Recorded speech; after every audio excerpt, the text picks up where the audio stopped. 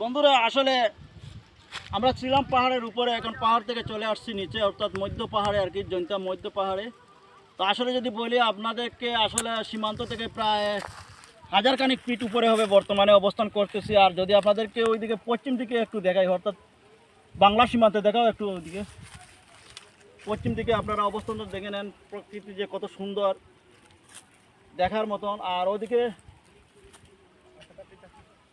ওই যে সম্মুখে যে এখানে কিছু গড় বাড়ি দেখা যাচ্ছে, অর্থাৎ বিএসএফ ক্যাম্প আর কি, ভারতীয় অংশে সীমান্তরক্ষী বাহিনীরা এখানে তাদের ক্যাম্প অবস্থা আর কি। আর ওইদিকে ওই